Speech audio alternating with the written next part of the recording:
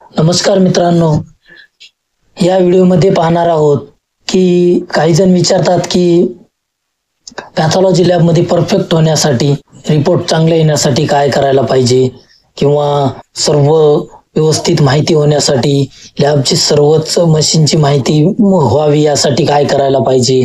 तर मित्रांनो, त्यासाठी एकच आहे की प्रॅक्टिस खूप महत्वाची आहे मित्रांनो. आपण जेवढं वर्ष प्रॅक्टिस कराल, जेवढे त्याच्यातले बारकावे समजून घ्याल, तेवढं आपल्याला टेस्ट चांगली येईल, अक्युरेट येईल आणि सर्व इक्विपमेंट बद्दल माहिती होईल. आपली प्रॅक्टिस हीच आपल्याला समोर आपला रिपोर्ट देण्यासाठी आपल्याला परिपूर्ण बनवत असते. आता प्रश्न असा येतो की मित्रांनो, आपण प्रॅक्टिस कशी करायला पाहिजे, कुठं करायला पाहिजे, हे सर्व काम आपल्याला कोण शिकवेल?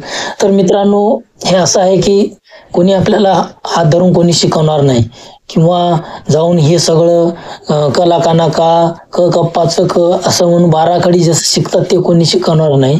जेव्हा आपण लॅबमध्ये काम करत असतो, जेव्हा आपण त्या लॅबशी रिलेटेड काम करत असतो किंवा त्या निगडीत माहिती घेत असतो, त्याच्या रिलेटेड जेव्हा आपण माहिती घेतो, त्याच्या रिलेटेड आपल्याला इंटरेस्ट असायला पाहिजे. जेव्हा त्याच्याबद्दल आपल्याला एक आवड निर्माण होते, तेव्हा मित्रांनो त्यामध्ये आपल्याला सर्व माहिती आणि सर्व टेस्ट आणि बारकावे हे आपल्याला समजून येतात मित्रांनो.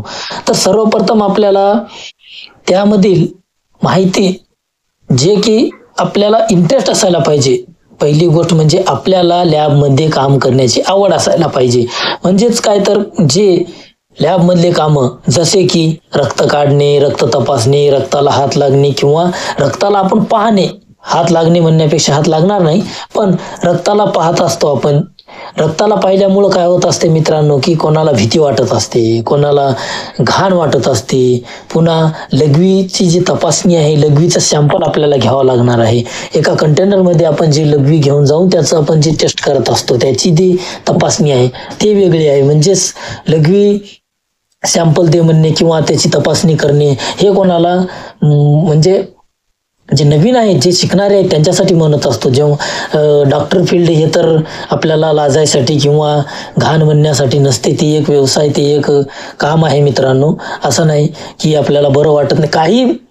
काही आता जे कस्टमर किंवा काही विद्यार्थी आहेत, काही आमच्याकडे येतात शिकण्यासाठी, नवीन विद्यार्थी, ते असे म्हणतात की आम्हाला हे खूपच घाण वाटते, ही हातानं सॅम्पल घ्यावं का किंवा रक्ताचं सॅम्पल आपण आणून घ्यावं का, ही लघवीचं सॅम्पल आपण मागावं का, घ्यावं का, हे कॉमन एक छोटेसे प्रश्न आहेत मित्रांनो. हे तर प्रश्न अगोदर लॅबला जे स्टार्ट करतच नाही, ज्याला लॅबबद्दल काहीच माहिती नाही, अशा पद्धतीचे विद्यार्थी, असे जे अगोदरचे ते विद्यार्थी येऊन हे असे प्रश्न विचारत असतात मित्रांनो. तर हे व्हिडिओ त्यांच्यासाठीच आहे की ज्यांना सर्वप्रथम काम करण्यासाठी लॅबमध्ये इच्छुक आहे किंवा त्याला करायचं आहे, त्याच्यासाठी मी सांगत आहे की त्याला परफेक्ट व्हायचं आहे लॅबच्या टेस्टमध्ये किंवा लॅबच्या कामामध्ये. ज्याला समोर लॅब टाकायचं आहे, ज्याला लॅबमध्ये आवड आहे, त्या विद्यार्थ्यासाठीच मी हे सांगत आहे की मित्रांनो, त्यांना सर्वात जास्त प्रॅक्टिस करावी लागणार आहे.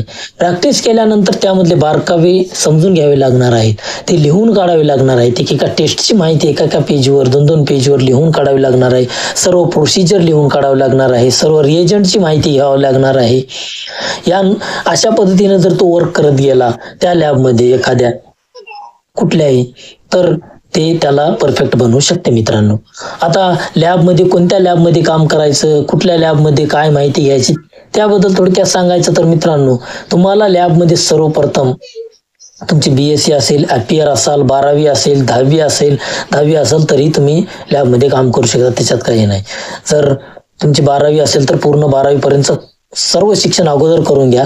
त्यानंतर एक डिग्रीला जे ऍडमिशन करतो आपण BSc ला, ते करत असेल तर रेग्युलर करा, काही हरकत नाही.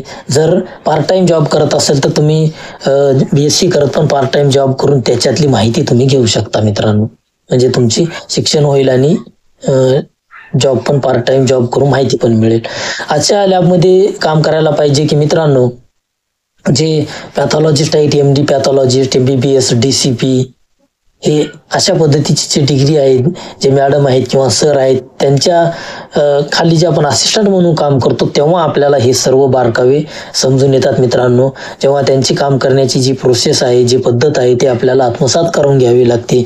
त्यामध्ये लॅबचे बारकावे, टेस्टचे बारकावे, टेस्टची प्रोसिजर, हे सर्व गोष्टी मित्रांनो आपल्याला त्या लॅबमध्ये गेल्यानंतर ही काम करत असते वेळी आपल्याला समजत असते.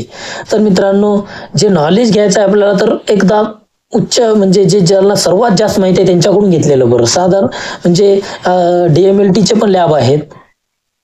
आता तिथं जाऊन आपण प्रॅक्टिस कराल तर तिथंही प्रॅक्टिस होते, सर्व टेस्ट शिकू शकता. पण मित्रांनो, असं म्हणतो की तुम्हाला एक परफेक्ट असं चांगल्या पद्धतीने शिकून घ्यायचं असेल तर तुम्ही MD पॅथॉलॉजिस्ट किंवा MBBS DCP अशा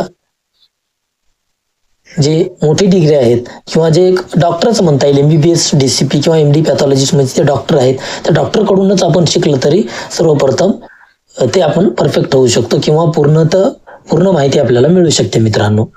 तर मित्रांनो, ही होती लॅबमध्ये जे कामाबद्दल जी माहिती आपण घेतली किंवा परफेक्ट होण्यासाठी कसं करायला पाहिजे, काम कुठे सुरुवात करायला पाहिजे, याबद्दल आपण थोडक्यात माहिती पाहिली.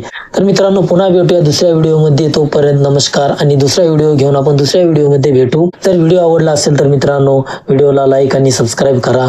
चॅनलला सबस्क्राईब करायला विसरू नका मित्रांनो. व्हिडिओ लाईक करत जा आणि तुमचे कमेंट असतील तर आम्हाला सांगा. आम्हाला ते जे कमेंटवर आमची पुन्हा व्हिडिओ बनवता